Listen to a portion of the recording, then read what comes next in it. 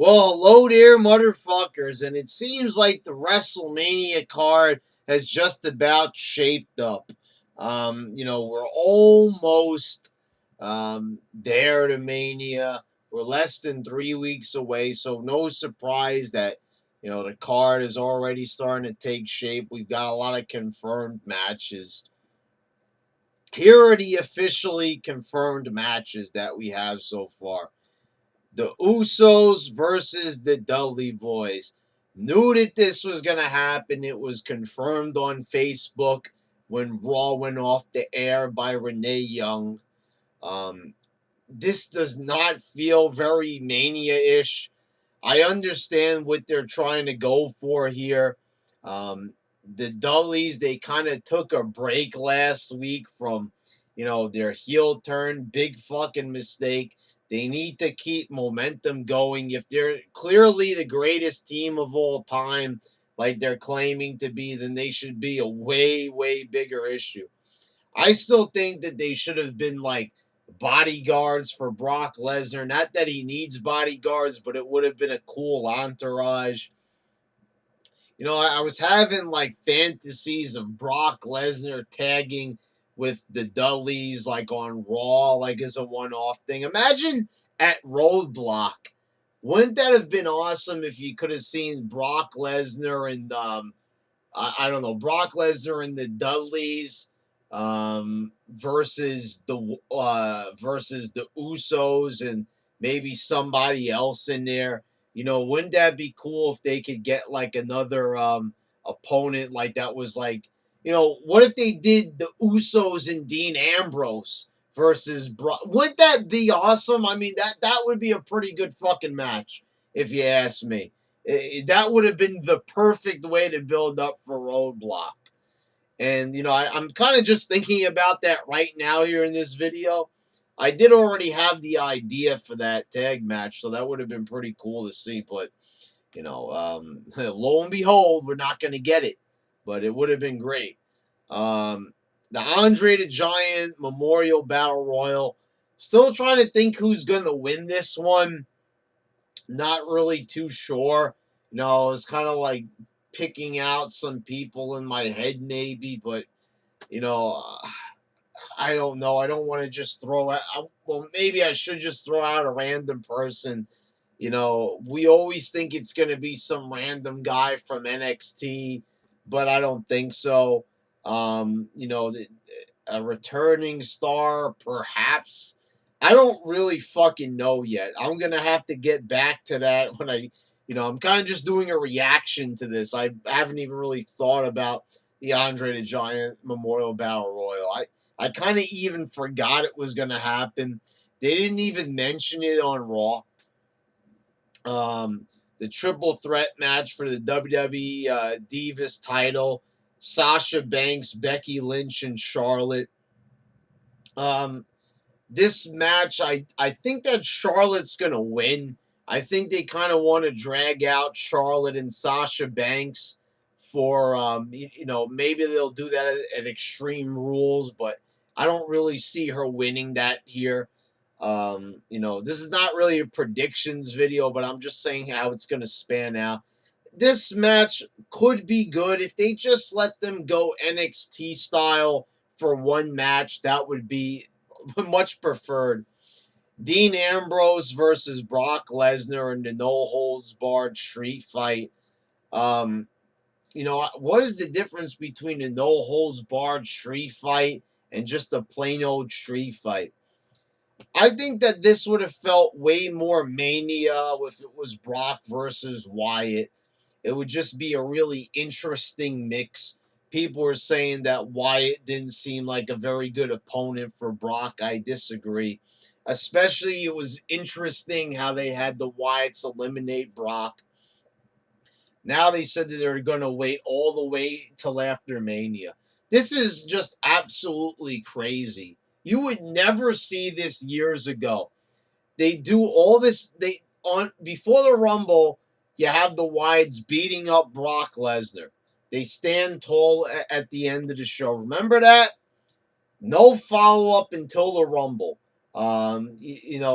well, actually, I think it was before the Rumble. The night before the Rumble, they wanted to make the Wyatts look strong. But then after the Rumble, there was no follow up, is what I mean to say. Nothing at Fastlane, nothing until Roadblock. There wasn't even any promotion of this match on Raw besides, Bray Wyatt mentioning it in a promo, in passing in like a 1 minute promo. It didn't even get its own segment.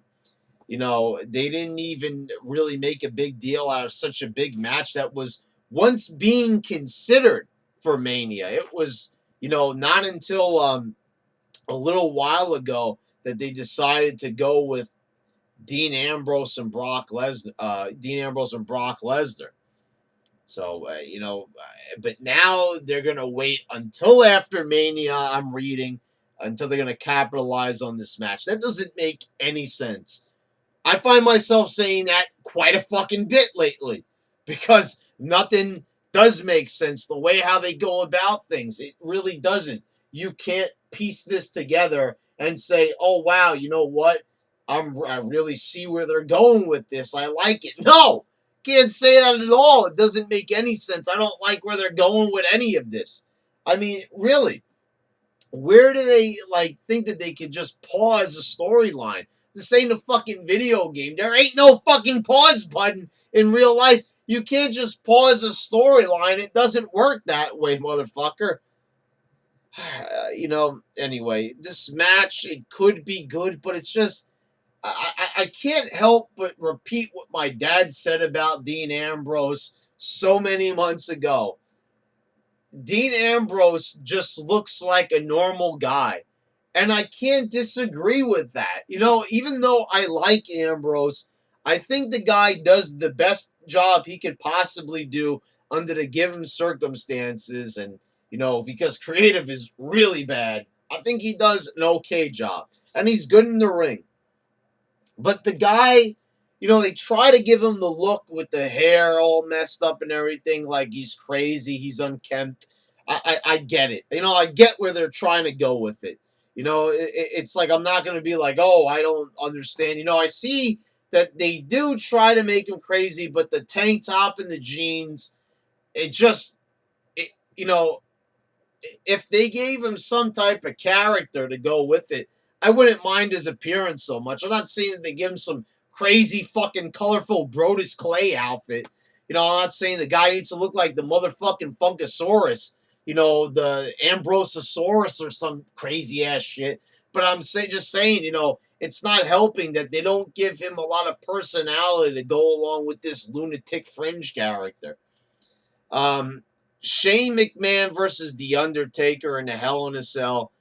Why do I have an enormous feeling I know that, I can't see that they are going to have The Undertaker lose again, at Mania. But why would they have Shane McMahon come back and not win? So I am actually going to do a small prediction here. I think that they're going to probably have Kane attack The Undertaker. There's no way that The Undertaker is going to make his last match against Shane McMahon. I know that much. But I got a feeling that the guy is going to probably have one last match with the guy that, that was pretty much Kane as the Kane character, Glenn Jacobs, first match with The Undertaker. I think that's probably going to be Taker's last match, probably, when it does happen. I can't imagine when it is going to happen because we keep on saying that it's going to be his last match. We thought WrestleMania 30 was going to be his last match. We keep on saying his last match, but they keep on giving him one more match. But as much as wouldn't it be kind of cool if they had Kane? I don't know if this is like too cliche, but I don't know how I'm going to feel about it when it actually happens. But if they have Kane march down to the ring, tear the door off its hinges, and go after The Undertaker, now they could do the cliche of Kane coming up through the ring for the fucking 73rd time, in the past couple of months. They could do that, but you know, I think it's too good of an opportunity to give up. They are really retarded if they don't, even if Shane loses this match, to not give Shane a permanent role on WWE TV. The guy is super over. He's, the guy's not even a fucking wrestler, not even a traditionally trained wrestler, and the guy is more over than fucking 99% of the roster. Never heard a pop like that before when Shane McMahon returned. That was like a fucking Hogan pop, for God's sakes. Stone Cold, The Rock kind of pop. So I don't think that they're going to just, cool it with Shane McMahon. And that would be a cool scenario. And I'm pretty confident that Kane's going to have a little bit of involvement somewhere down the line.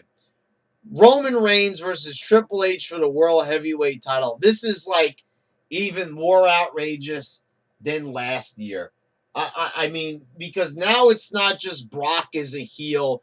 Everybody always liked Brock, but Triple H is pretty much the super heel.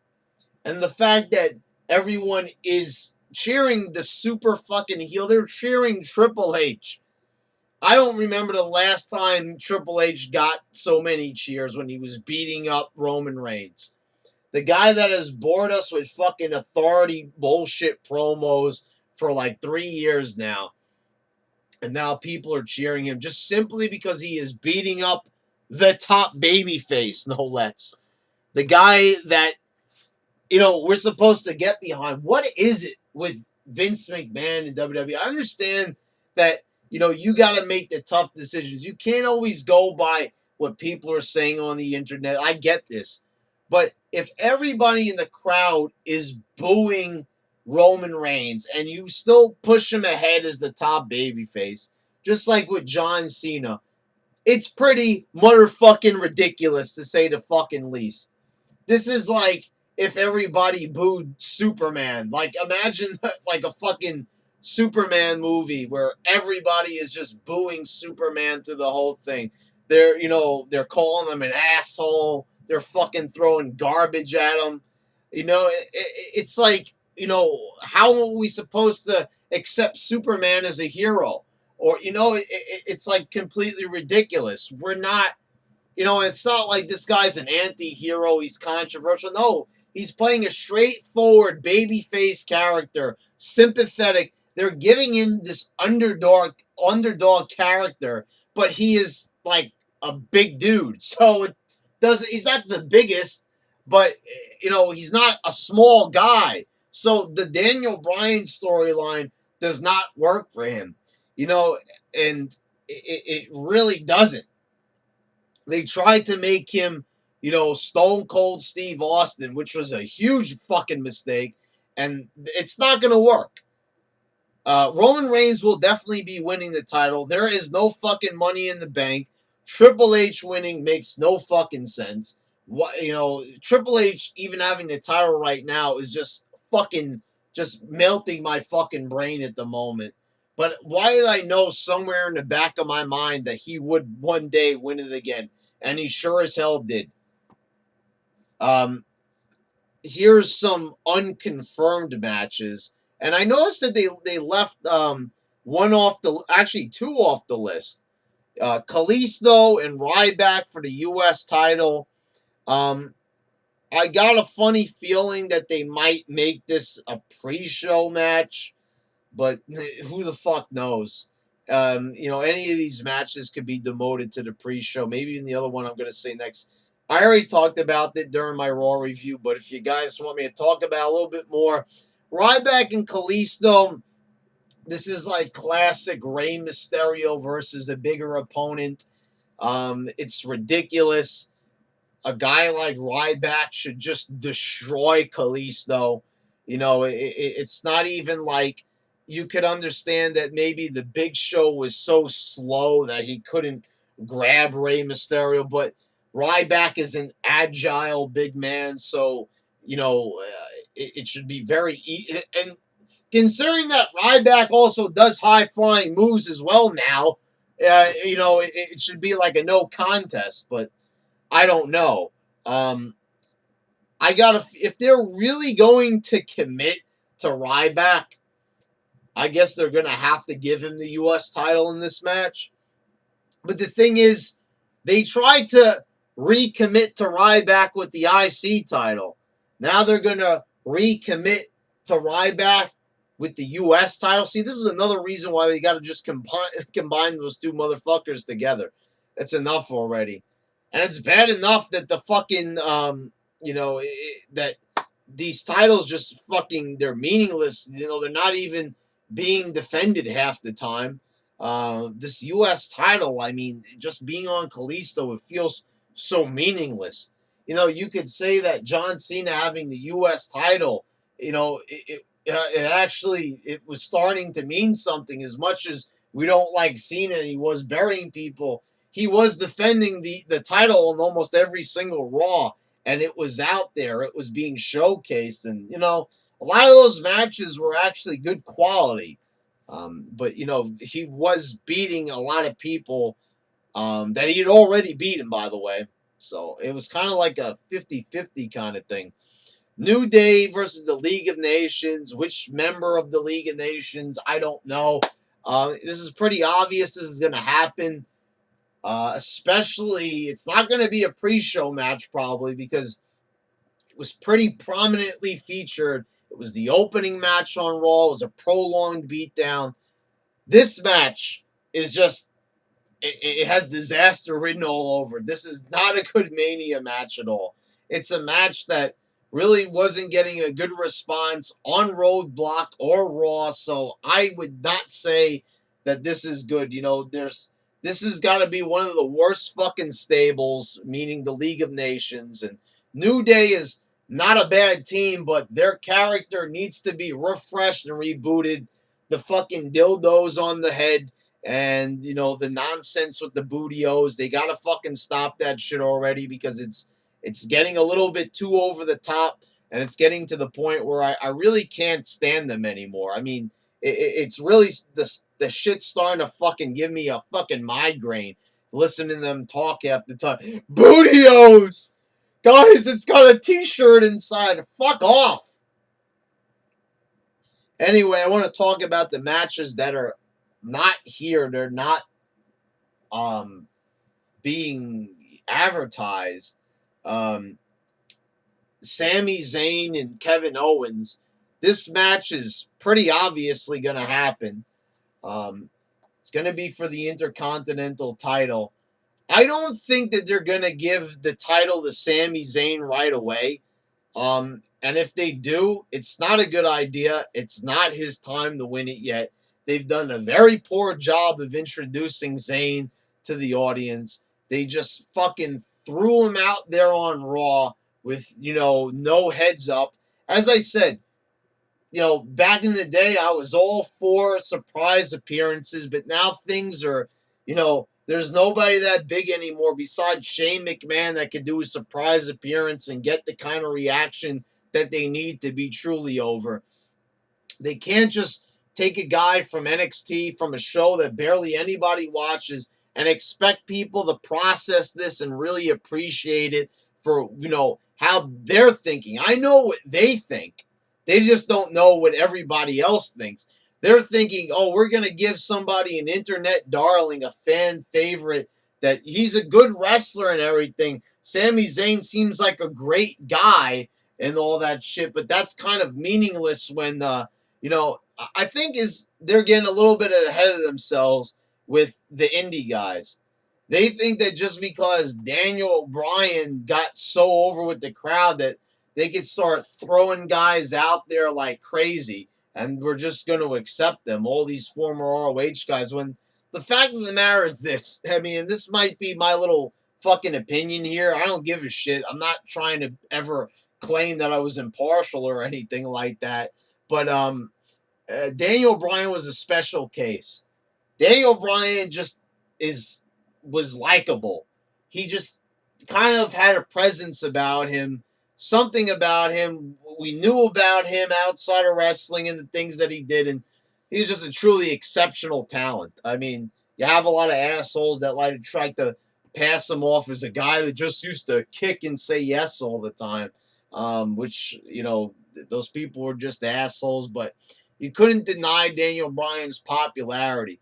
But, you know, oh, and CM Punk, of course, but CM Punk and Daniel Bryan, it's going to be rare that they get guys like that. So you can't just throw them out there.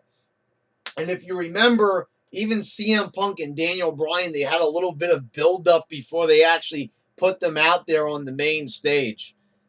It's not going to work the same way for guys. I know Sami Zayn is also another one of those guys that has over a decade long of indie experience, but they can't just throw these guys out there like that and just expect this to, be a mania moment. Also, the other match that they haven't mentioned is AJ Styles versus Jericho, which is the most obvious one. It's going to be a pretty big, prominent match. I would think that this would make a great ladder match, but I think maybe it's a little bit too soon for AJ to have such a massive match in the WWE, like a ladder match. They still need to introduce him and his move set more of the crowd before going on to the ladder match shit. Um, but the thing is, they've already had this match 3 times already. Having a fourth match, it doesn't, having a match that just happened at Fastlane and a match that, happened and was pretty lengthy on a Raw and on a SmackDown, no less. And now they're going to present it as a Mania match. It's like you take a look at that and you kind of think, well, how special is Mania then? If they could just have a match that they just had on SmackDown just, about a month ago, how special is Mania then? You really have to think about that. That's why I'm not too crazy about seeing this match again. We just saw it at Fastlane. It was a decent match, but we don't have to see it again at Mania. I know they want to continue the storyline and everything, or lack thereof, but, I just don't want to see it again. Well, there you go, motherfuckers. It's over 22 minutes, and this is not even the Mania review. I can imagine when Mania happens and I actually do the official Mania predictions vid or review how long those videos are going to go. But anyway, there you go. There's some of my opinions on the Mania card. The show doesn't look like it's going to be horrible, but it doesn't look like it's going to be amazing either. And I find myself saying it every year, but the past 2 Manias did surprise me, so I'm trying to keep a little bit more positive. All right, motherfuckers.